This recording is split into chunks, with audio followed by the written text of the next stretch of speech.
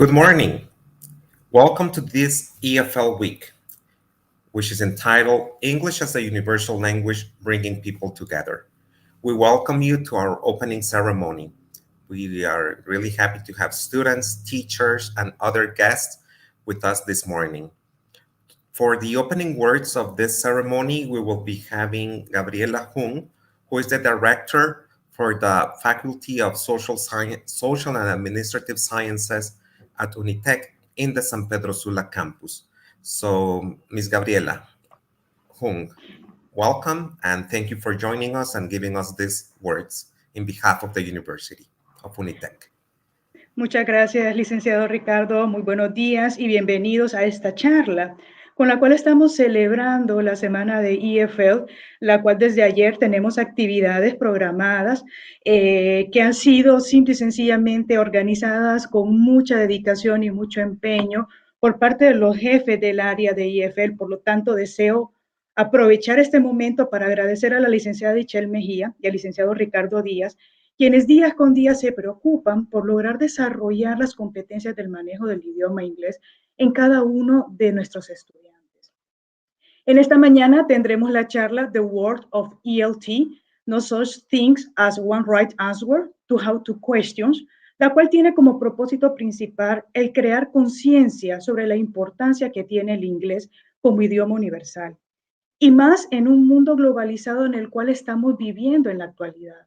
El inglés es una herramienta que nos abrirá muchas puertas y ustedes, chicos que están estudiando, que están próximos o prontos a graduarse, piensen cuando terminen sus estudios en esas posibilidades de becas que pueden tener en el extranjero, en países de primer mundo, en una vez teniendo su desarrollo profesional, cerrar negocios en empresas internacionales, fundar una empresa que rompa las barreras del país y así poder ir sumando muchas más oportunidades que este idioma nos abre cuando lo logramos manejar y dominar.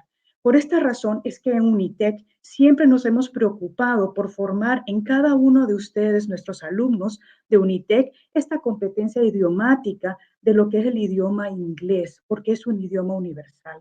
Por lo que los invito a aprovechar al máximo estas charlas y todas y cada una de las charlas que han sido programadas para esta semana de EFL.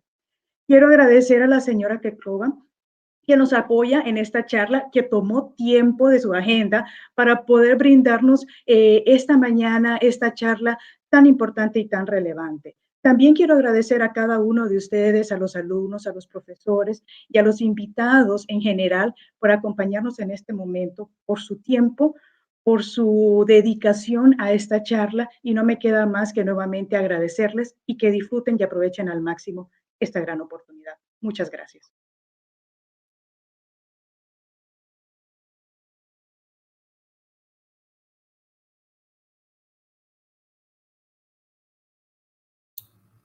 Thank you, Mrs. Gabriela Hung, for your words. And thank you, in this case, also, we wish to thank Donald McBoyle for the technical support he's providing for us this morning.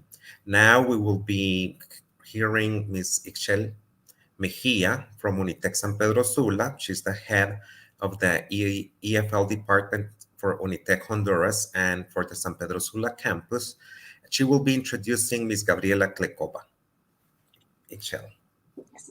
Thank you, Ricardo, and welcome everybody. Thank you for your time, and on behalf of the EFL department, the Faculty of Social Sciences at the university, I am honored to introduce our guest speaker this morning, Ms. Gabriela Klekova, who's joining us from the Czech Republic. She is the president of TESOL International. TESOL is the Teachers of English for Students of Other Languages Association, and she holds the president position in this moment. So we are honored to have you. Let me tell you a little bit about Ms. Klekova. She's the chair Department of English at the Faculty of Education, University of West Bohemia, and I'm not very sure, am I pronounce this incorrectly? Slang, the Czech Republic, is a university professor, language teacher, teacher trainer, researcher, consultant, and materials developer. So She has a lot of positions. She has a lot of experience in the area of language teaching. She has received her MA and PhD in English with a concentration in applied linguistics from the University of Memphis in Memphis, Tennessee, USA. She has taught a wide range of general English courses and ESOL professional courses for the pre-service and in-service teachers of various cultural and language backgrounds. Her research interests include the effectiveness and utility of visual design of ELT. ELT means English Language Teaching Materials, teacher education, innovation in education, and leadership. So let's welcome Ms. Gabriela Klikova. It's a pleasure to have you this morning, and we're really looking forward to learning something this morning from you. So thank you very much.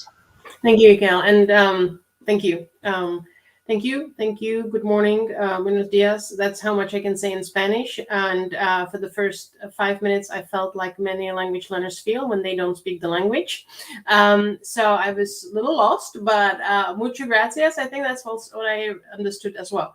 But what we're going to do today is, and I'll ask Donald to put on my presentation. I'm going to spend about 10-15 minutes to kind of maybe summarize some of the things that we know, since this week is dedicated to celebrating English.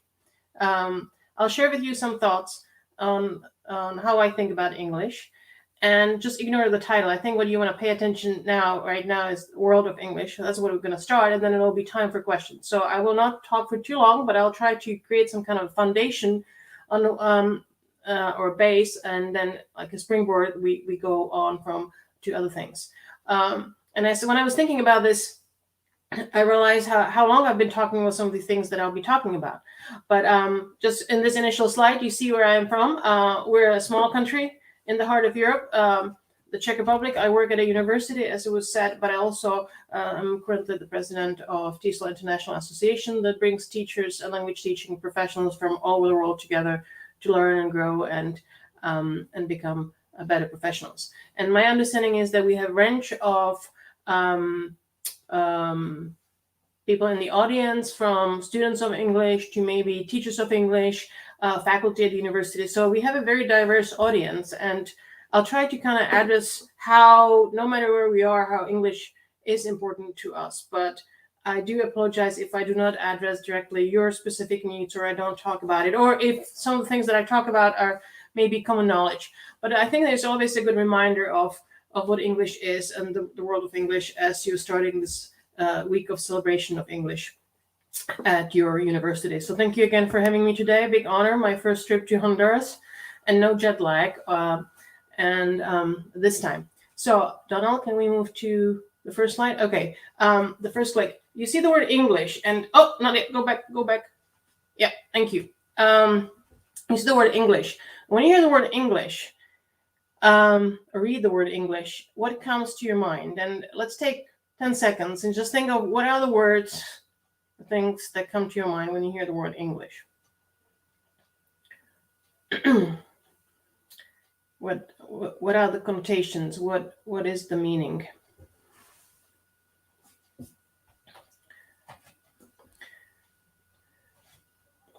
Okay, and it can mean many different things, and you're going to see now some of the things that very often the Czech students in our schools, this is a few years old, but still, I think now it's still very strongly present in the Czech educational system. And my country, our official language is Czech, and English is a foreign language in our schools. It's not a required one, but it's in our schools.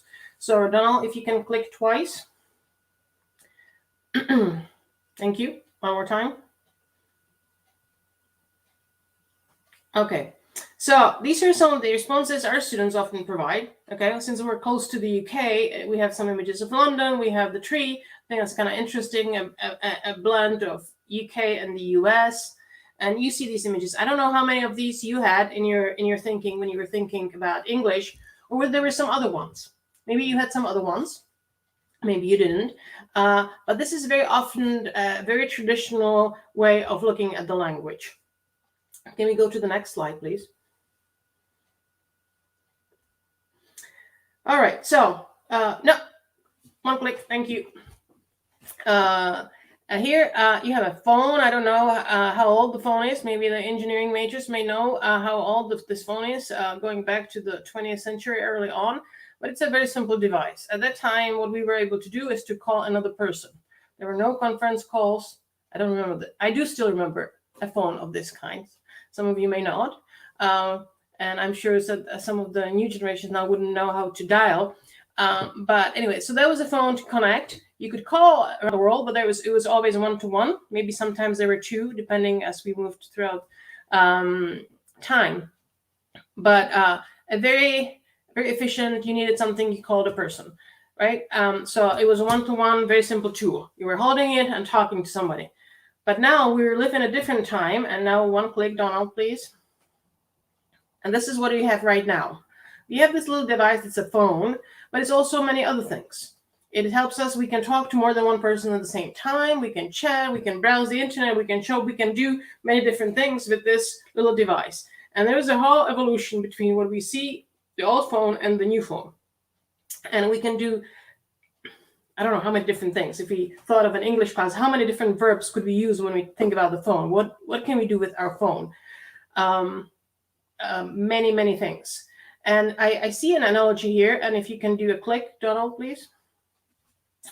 Here. And to me, this is the evolution that English has gone through. Originally, it was a tool to interact and communicate with one person, very often that of native speaker. There was one established connection. When you travel to the country of the language, that's how you use the language. And when sometimes the people from that country travel to your country and maybe use the language. Maybe, of course, in the films, maybe you had books. But it was a one-way channel, native speaker and a language learner interacting. But now I think we talk about Englishes, not an English, but established term is now Englishes, where we have Englishes and multiple tools and things, what we can do with the language. It's still one language, but it has also varieties, so we talk about Englishes. And it's like that phone, and I want you to keep that image in mind as we move on, that how many different things we can do with the language. That it's not that simple, one thing, communication with another party, but how many different things we can do with English.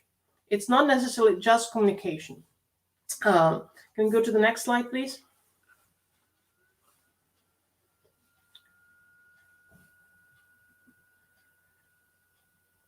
Donald, thank you. These are some numbers. Of course, this is not very accurate. But I suspect that many in the audience are in that over 1 billion people, right? We have, and again, what it means to speak English, are these numbers any accurate, or is it just to throw what we know? We don't know how exact these numbers are, but this is something that appears in professional literature very often. How many people worldwide kind of speak the language, and how many of them have English as a first language, and how many of us have English as a second, third, fourth, fifth language. So these are some numbers. So because of this reality, and can we go to the next slide? English, and in other words, the metaphor of the new phone. Donald? Yeah. The English has become a tool for communication with the world. The different language backgrounds, the different cultural backgrounds, it allows us to communicate. Even me here now today, my first language is Czech, your first language is Spanish probably, or another variety, and we are all using English to communicate and exchange ideas. Amazing. This is fascinating. But I think there is more to it, which I think is the reality. My understanding is the same reality in Honduras. It is here in the Czech Republic. And if you go to the next slide, the reality is that we don't have to leave the country anymore. And we don't have to seek speakers outside our country, but English is present in our day-to-day living. English has invaded the world. I sometimes have another metaphor when I talk about English. I talk about a caterpillar being on one little area, becoming a butterfly that flies around the world. English is everywhere. It has entered our lives, is omnipresent, it's everywhere. And these are some pictures this comes from an assignment I gave my students at the university. I say, go around and take 20 pictures. And then we talk about how long it took them to find 20 English words or phrases around them. And these are some examples, of course, cosmetics, food products, We have some other things, chocolate, food products, as I said, but we also have some microwave. In the car, we often have things in English. So there is English present everywhere. And which takes me to the next slide. And that's what I think is a breakthrough in our understanding of English. And this is actually a quote from 2006 or 7, but by David Gradle. Can we go to the next slide, please? Who says, and mind you, it's over almost 20 years old, maybe 15, 16 years old. David is not with us anymore, but this is what he says. Literacy in the national language remains a basic skill, as does numeracy. English seems to have joined the list of basic skills. Quite simply, its function and place in the curriculum is no longer that of foreign language, and this is bringing about profound changes in who is learning English, their motives for learning it, and their needs as learners. And I apologize now, we have the chair of the English department, English as a foreign language department, and I'm kind of attacking it right now, which I think it's needed to be addressed in our doings in the language teaching world, and because English is not a foreign language anymore.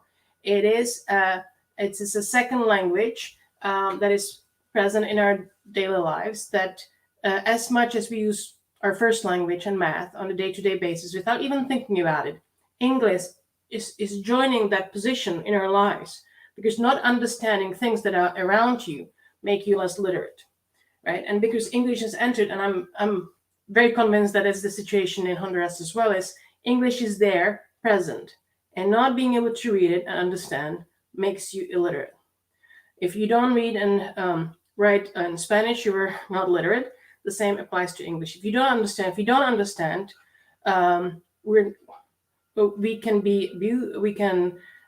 has negative impacts on our lives.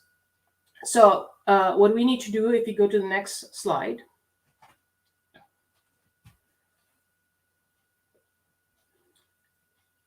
Thank you. We need to reset our thinking and our understanding of English or Englishes. I said, yes, it's communication, maybe those traditional images that we had in mind. Then we evolved, but now it's that smartphone. It's that great device that we have that can do us a lot. We can do a number of things, from reading on the internet, searching for information, listening to things, but we can also understand labels and things and signs, other things around us. And I find that very, very important. And if we don't have that basic understanding of the language that surrounds us, having the ability to communicate comes after that. I think the important thing in understanding English nowadays, or Englishes and language teaching overall, is that it's our immediate need in our given context. And travel, it doesn't need to be involved. Even the internet doesn't need to be involved, because the language has invaded our lives and it's present everywhere. So I want to stress the fact that not knowing English, not learning English, not being proficient, not being able to understand is making us, all of us, less literate. And it may be a story. My mom was at a store, and there was a can, and she saw it said turkey, right? And it said ham, turkey ham, or something like that. And my mom doesn't speak any English, so she says, "Hey, they have this meat from Turkey in the store. Can you get me some?" It's like, meat from Turkey? Why would we have meat from Turkey? And when I got to the store, I realized that it's turkey in English, the animal they're going to eat in the United States in 2 days. But she didn't understand that. And I felt bad for her. I thought it was a good joke, but that's the reality. But by not understanding, we get confused, and we can become a joke to people. But as I said, reality is there, the English is present, and we need to rethink about how we think about English. English is not anymore a foreign language to us. English is, as was the title of this week, universal language that brings people together. But I think it's even more. The reality of knowing English in our day-to-day living is more important than thinking that you'll need it in a job, or you'll need it to look for information on the internet, or when you travel to the United States. Those are good reasons, but the key reason for learning English and knowing English is that English is present in our lives, and not understanding it, not being able to read it, makes us less literate. I think that's all for me. I just tried to trigger some thoughts, and it's time for questions. and you can maybe close the presentation. Don't know. Thank you. And debate about some of these issues. Anybody? Any thoughts, Ricardo, or other people in the studio? Okay, I will be asking a question. I will just let the audience know two things before we continue. One, you may ask the questions in the comment section. Whatever question or comment you would like Ms. Gabriela Klikova to read, or I can just let her know that whatever you want to ask her in the chat here in the comments. And in later on, they will be sending two links for the attendance, one for the San Pedro Sula campus and the other one for the Tegucigalpa campus. So please pay attention when we receive those. Okay, Ms. Gabriel, there's a question here. What do you think is the value of English for teachers who teach the language? Grazia, thank you for asking that question. What do you think is the value of English for teachers who teach the language? I don't know. What's the value of English for teachers who teach the language? I mean, it's what is the value? Maybe for me, I cannot answer for other people, but the value for me of English, it allows me to bring the world to the clouds. It allows me to take the class of the tour of the world. It shows me different perspectives and it opens my mind. And by hearing, and English is a key to different, whatever the different is. And I think teachers and educators need to understand the complexities of the world as much as we can, and navigate the world, and maybe help our learners to navigate the world. So for me, English is the key. And if teachers of English know the language, can use it effectively, that opens doors to the world for them, and they can take the world to the class and provide their learners with resources, ideas, opinions that will enrich their lives. I don't think English, for me, English has always been a tool that, or a key, or something that I use to do what I like to do, and it's to meet people and learn about the world. And doing it, I take it back to my students, and my students then go and travel the world using English. And I don't mean necessarily the physical world, maybe the online world as well. Grazie, I don't know if I answered your question. Takes a few seconds for her. That's a challenging question. Oh, okay. Okay. Meanwhile, you know that Mandarin has been taking a lot of importance in the last few years. What do you think it will be the future of English now that we have a lot of people who are interested in Mandarin? I don't know. What will be, maybe we can go beyond that. We can say what is going to be a future of foreign language learning, right? I've just used recently an online translator. It's DeepL, I think, DeepL. And I put in a text in English. And we often use a Google translator. We put in the text and then we have to fix it. But with this one, I was amazed how accurate that was, that I had to only change one word in Czech. And that really scared me. So I think, I wonder if the question is, a different question, Ricardo, would be, what will artificial intelligence do to language learning and language teaching and knowing the language? I'm not worried about Mandarin. I'm more worried about artificial intelligence and how it will influence the way we teach and work and interact in foreign languages, including English. Okay, thank you. Okay, one more question. For example, we have been not locked up completely now, but a lot of our classes are still taking place online more than ever. Mm-hmm. So how is this affecting people learning English? Because they used to do it mostly face to face. Now we have gotten used to this new reality. So how has it changed in the last year and a half?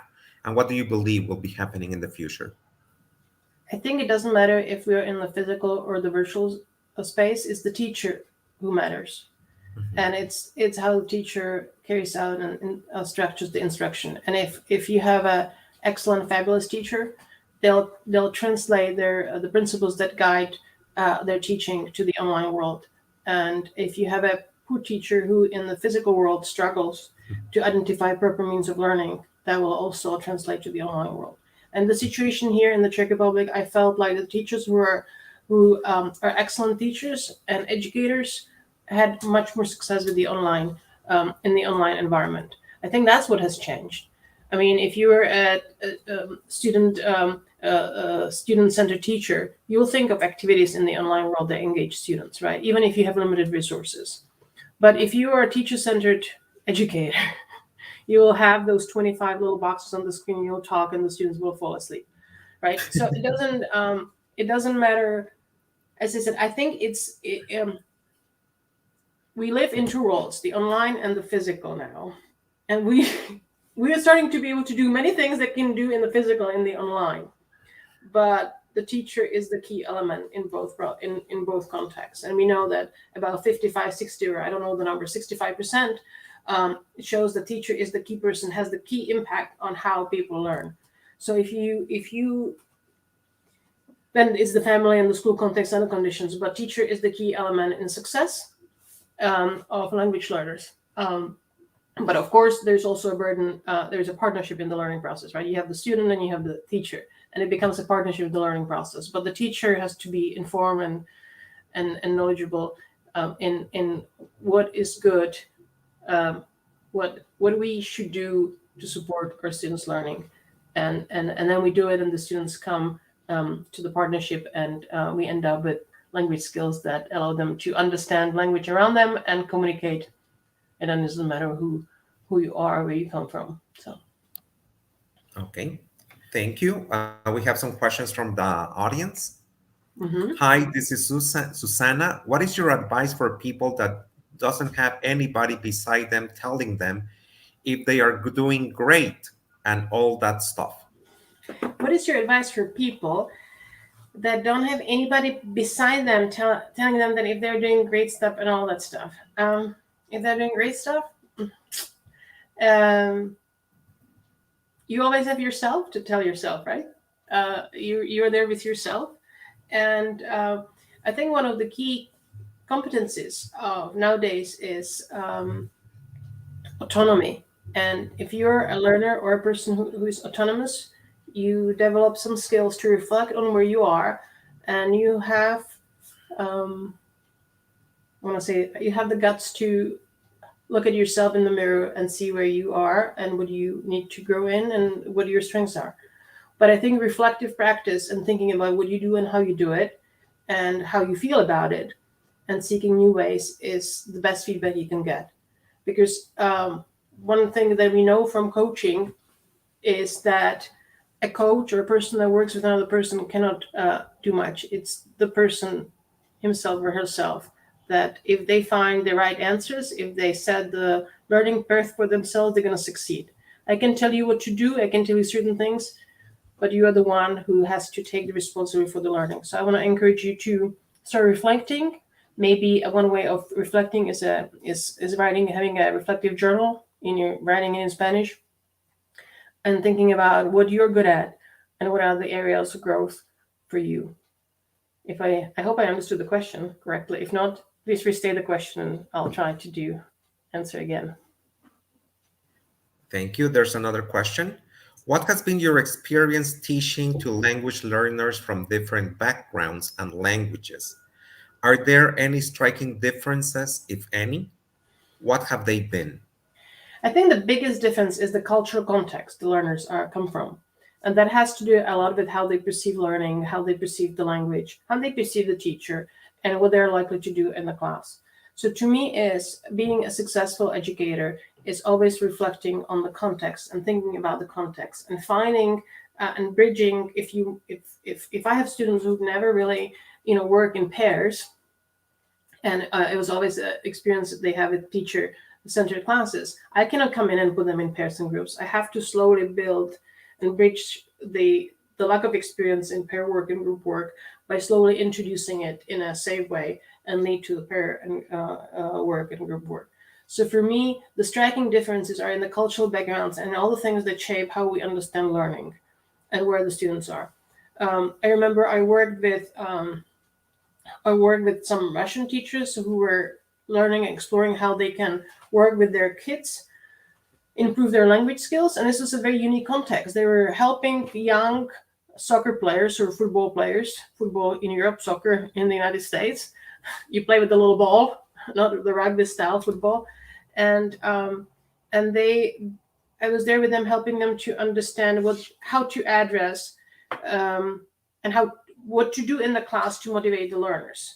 So you had to look at the context, where they are, what their needs are, what their experiences are, what their backgrounds are, and from that you kind of derive your teaching philosophy and how you're going to handle it. So I think learners are the same everywhere. They just have different needs and experiences and backgrounds, and we need to acknowledge those in our teaching. But learners make the same mistake all over the world, by the way. They all struggle with the same things. They all miss certain letters in words and mispronounce certain words. Learners are the same in many ways. Okay, thank you. Sometimes we feel that perhaps, um, you know, Spanish, German, French have more similarity than perhaps Japanese, Mandarin, or Arabic languages. And we believe that this can help us in some way. But then at the end, it depends a lot, not only on the teacher, but the student himself or herself on how they're going to do it. Of course, we have some advantages, but then it also depends a lot on the person. So we have another question here. What strategies can students use to allow them to go from viewing English as a subject to take and more like an additional valuable asset for their lives?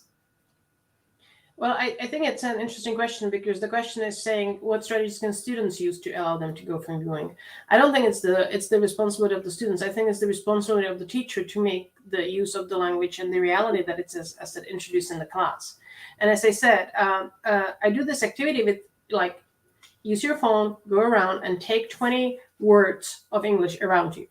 And then I have my students create a collage, and then we share the collages in class. We look at the language that's there and we talk about it.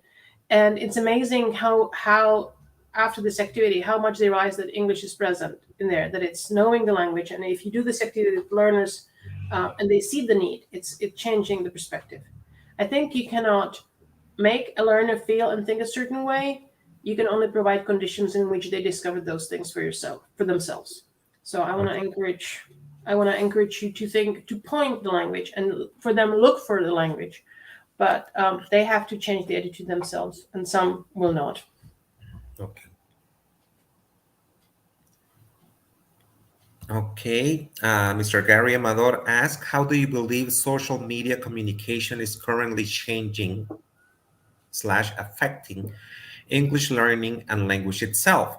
Do you see that as good or bad, and why? Oh, now I come to my question. It depends. There's no the right or wrong, right? There's always, it depends. How to. There's no right answer to how to, but it always depends. I haven't read any recent research on this topic, but what I think is happening with English, and I see it with my students, is that social media and the online world, and overall even Netflix and other HBO and whatever we watch in English, it's encouraging informal language, and I guess informal language would be the proper. I don't want to simplify or anything like that. I think that's a very informal language, and I think that students sometimes have harder time to realizing the formality that language and what we use depends on the context, our audience, our purpose. That I have to choose proper phrases and proper expression in certain contexts, and I think the social media kind of changes that. It's a very informal language, but I have to say that's a really good question. I haven't really seen any study that would be of linguistic nature to analyze what it's doing to English. I think we are also starting to see maybe influences of people's backgrounds. So you may have a star, or somebody follow somebody. The discussions happen in English, but then you have people with different language backgrounds. They are more likely to maybe enter here and there certain word or something from their L1. So I think English is being enriched by all the little words and expressions that come from our first languages, but it may not stay there. So I would say the major impact is on the formality of the language, and what's considered proper and what's not. And I'm not talking about grammar accuracy. I'm talking about word choice and sentence length, maybe, as some of the things that might be observed. Okay. That will make a very interesting study, by the way. Yeah, Yeah. So definitely. okay, Claudia Caguas asks, I believe one of the biggest challenges in our situation for the students is improving fluency when they don't have anyone to practice their oral skills. Any suggestions? um, they have their peers, right? They have their people in class, and an interesting thing is in the Czech Republic, when we often think that we need somebody advanced, like an quote unquote native speaker. The traditional way is to have you have a native speaker to practice your language skills with. What it's showing is that if our students are learning, let's say German in the Czech Republic, go to Germany uh, to live in families and visit schools, what language do you think they end up using with their peers? It's not German, because the German speaker is too advanced and the Czech student is not advanced. So they end up using English, right? We you know those who are very advanced don't want to talk to somebody who's not advanced. I mean, it's a kind of slow talk. You have to be an educated and patient to take 20 minutes to hear one short story. Uh, but and at the same time, if you're not proficient enough, you always struggle to explain your ideas. But when you have people who are of similar nature, the communication may happen. And yes, in language learning, we always talk about a zone of proximal development. We want to push students, we want to challenge them, but that comes through complexity of a task in the language class. It comes with the certain questions. It comes with the situations we create, and in the class with the task, as I said. But if you said students, you have students, they can interact with each other. I have students who record little videos. Again, I don't know, how this is feasible in your context, but the students record a little video, they post it online, and other students comment on them, and they record themselves. Right? It doesn't have to be a video; it can be an audio. Students can do a little. They can do a little, asking a question as an audio. Somebody responds, and they listen, and they ask additional questions. You can encourage speaking, and you can practice speaking in a language class. Once we break the routine of doing everything I teach and the student into student interacting with another student, or students interacting with each other, I think they'll get there. But it requires practice, and I always tell my students it has to go in and has to go out. And it often goes in and then it doesn't go out. And by going in and out, in and out, in and out, we establish a pattern, and that leads to we get used to it, and it becomes rather than explicit, it becomes implicit knowledge, and that encourages our fluency. So just practice, use it, use it, use it, use it, use it, use it. Different tasks, different challenges. Questions? Okay, thank you, Gabriela. Okay, we have the next question. Do you think the adoption of the English language has influenced our cultural heritage? It influences as much as you want it to influence, and I don't know what it means to influence. I think I heard this yesterday on the radio. The world is not a big place anymore. The world is a small place. We are all interconnected and influenced by each other, directly or indirectly. And language is a tool to this. So I do think that there is that it's up to us to preserve our cultural heritage and our language, and show the value of our cultural heritage and our first language to our students. So one element I think that should appear in a language class, and it can be English or French or Mandarin or any other foreign language class, is to stress the value and the importance of your first language.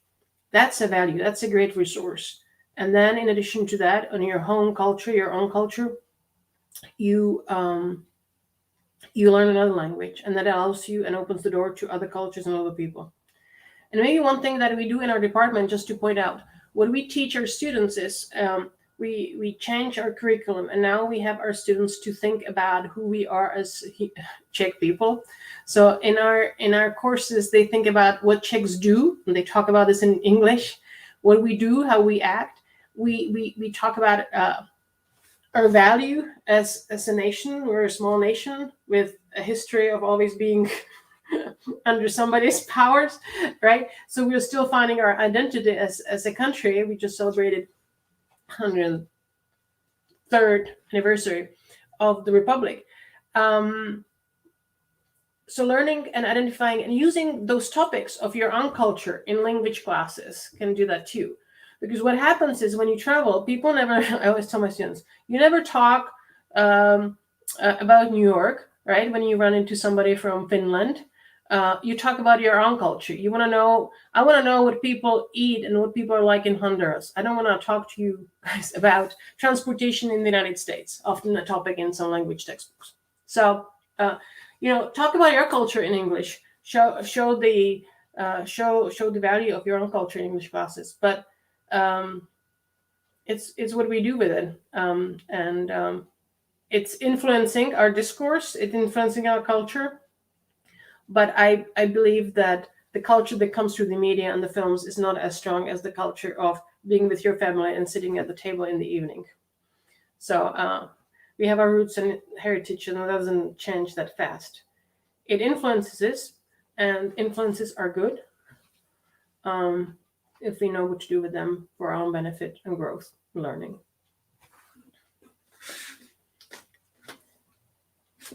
Okay, thank you. Next question. What can I do if I feel that I'm not advancing in my knowledge of English? How can I move on?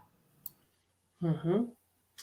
Well, since you have this very thinking, I don't think you are not advancing because you wouldn't know that you're not advancing. Like I think it's a sign of you thinking about your English skills and your knowledge. I don't think you have fossilized yet because you wouldn't be thinking this way. You want to advance, but I don't know your level. If you're intermediate, that's a different story. If you're advanced, that's a different story. If you must be upper intermediate or advanced since you're here and you're writing your question here in English. So and I think it's really difficult to grow after a certain point. And we know that the intermediate level. I don't know if in Honduras you also use the Common European Framework of Reference. If you talk about B1, that's a very common level where a lot of language learners kind of they hit the ceiling. Intermediate level textbooks are often the most common, the textbooks that come first, or the level that comes out first. There are a lot of students around the world talking about differences and similarities who are at that level, and they continue and struggle, and they don't advance faster, because then after a certain level we become fluent and competent, we can handle basic communication, and it's harder and harder to grow, and it's more effort in a certain way to really work on that little detail. And I don't know what it would mean to you advance your knowledge of English. Is it building your vocabulary? Is it building your academic skills? Is it building your English for specific purposes because you are in a certain field?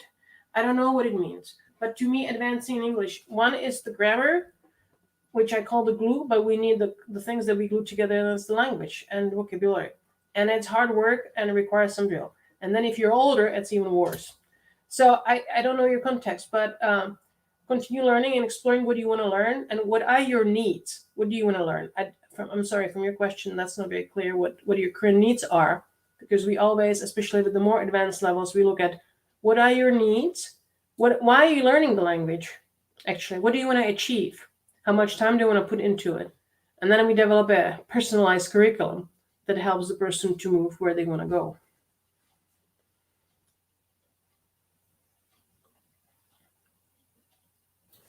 Thank you. We're just waiting for more questions. Okay.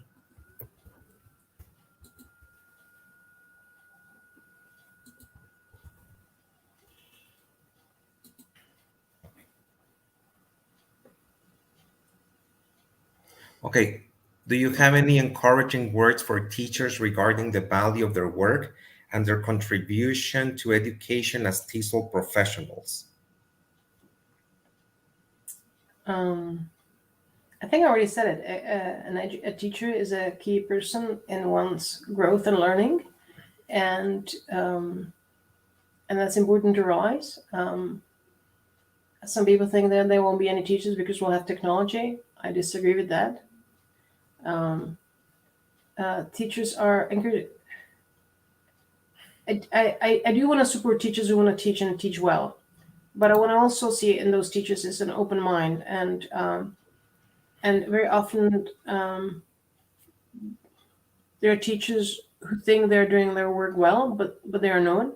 They're not. But then there are teachers also who are doing their work well, and they don't realize how well they're doing their work. But I want to encourage you to be exploring the learning outcomes of your learners and seek a reward in the outcomes that are achieved. Um I don't know if I'm addressing this correctly, but for me, you are important. Um, you were there, you are here now, and you'll be there in the future.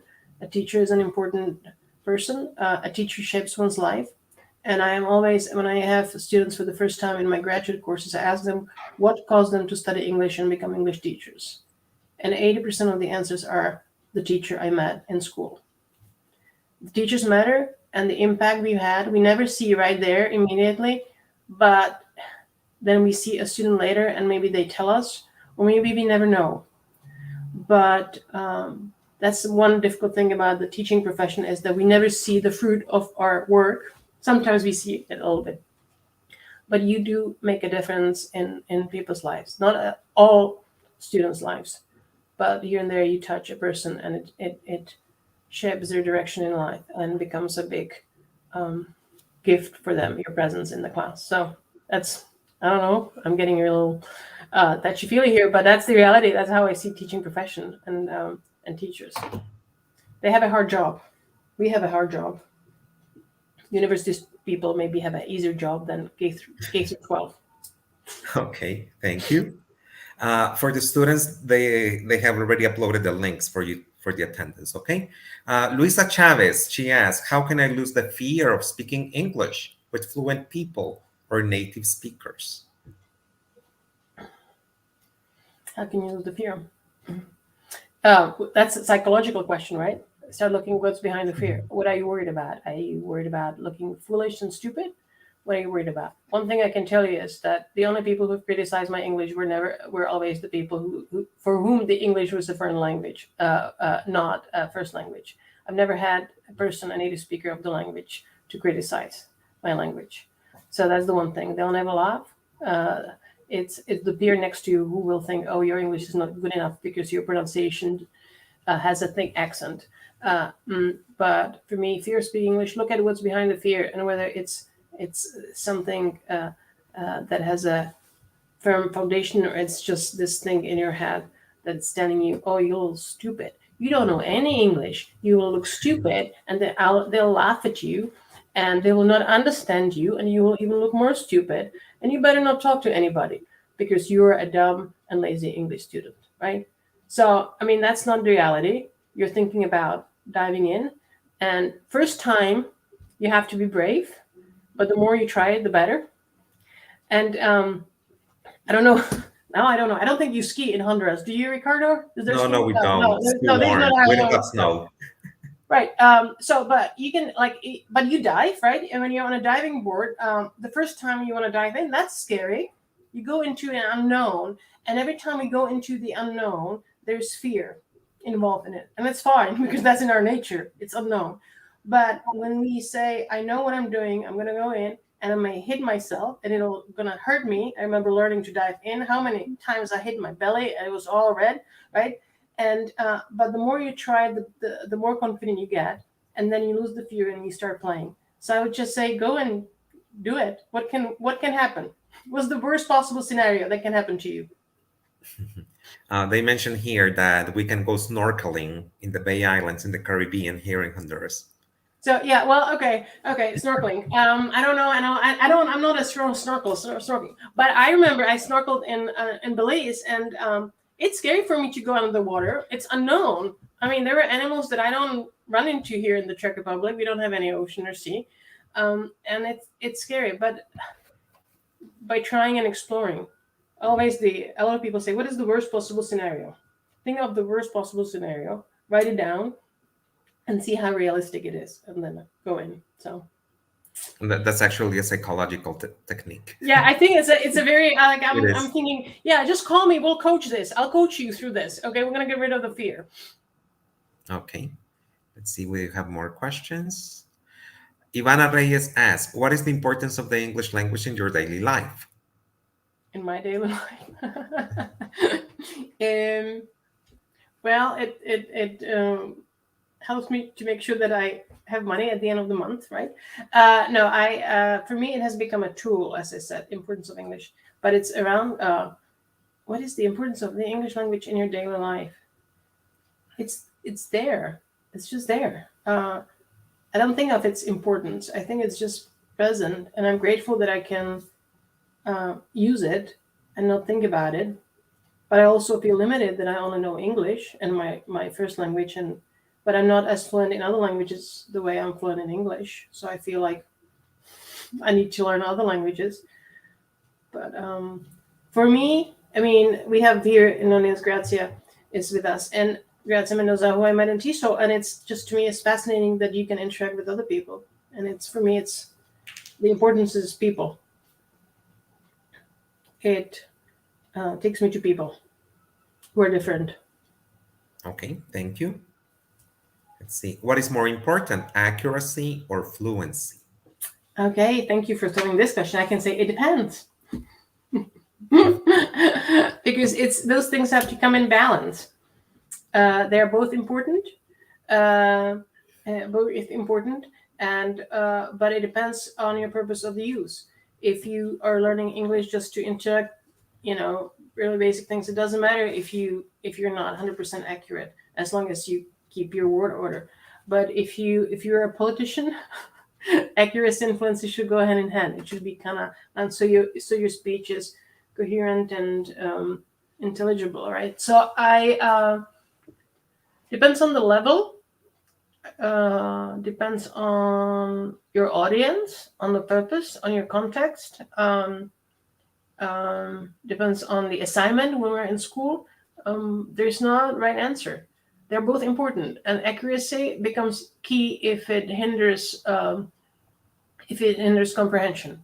So what I observed also is that if you reach a certain level and you're highly fluent and you are short of accuracy, it's very difficult, number one, to fix it, and number two, it's very difficult sometimes to understand. So they, in a language class, I think they have to go hand in hand, but one shouldn't be stressed over the other as being more important, but looking at them as two ways and two things that if they come together, we're becoming proficient. Okay, thank you. Next question. Alison Mairena, what advice do you have for someone who has been studying English since childhood but still can't speak fluently? Hmm. Um, Call me. We'll talk about it. No, listen, I depends what you mean by fluency, and in being fluent in every situation. Like recently, I had a job within TESOL. I was responsible for conducting and running an interview with a candidate for a position, and that was a new situation for me, new context. I never done that before. That's not in language textbooks. How do you do that? I don't do that in my first language. And here it was a situation, and I felt like, I had to discover those things and I had to learn them. But now I know, so second time I would be more fluent in that situation than I maybe was the first time. So I don't. I think fluency comes with experience of different situations. The more likely you had certain kinds of situations, you will be building your fluency. But if you think about interacting, there, my students know this. I don't, but they're on the internet. You can look for a conversation partner of a different. It won't be somebody who has English as their first language. It can be somebody else. But it's about using the language, and we build fluency by using it. So listen, I don't know if you've been using it and how much you've been using it, in what context, but being exposed to language and being surrounded with language, reading and listening, and then interacting and writing will enhance your ability to communicate in the language. So I want to encourage you to find a conversation partner or somebody worldwide where you interact and dive into that, the fear. But what I want to stress, maybe I don't think you need a native speaker. My experience is that if you get a native speaker for a teacher, they talk for 40 minutes out of 60 minutes with you. and you like to listen to them because you admire their English, but you don't get the chance to talk much. You want to seek opportunities where you, Ricardo, you're nodding. Like you can relate to that? Yes, of course. As a teacher, as a student, as a supervisor. Use the language and think what your realistic goal is. Not every student in a language class has to reach level C1, C2. Maybe you can be okay with B1, B2 and say, okay, I can do this. I'm fine. And I don't need any more. And you say, I'm stopping learning English. I'll be just using English now. You know, some people continue learning and they want to learn and learn and learn, but they're learning and they're struggling with it.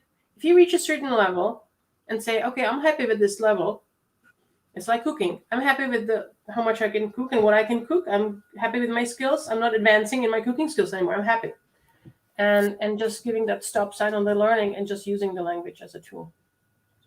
Okay, thank you. And one last question. From a teacher in our group with connectivity issues, what is the value of assignments in the language English classroom? I don't understand the question. I think it has to do with how important is homework that we leave to our language students. What is the value of assignments in the language English classroom? Yes.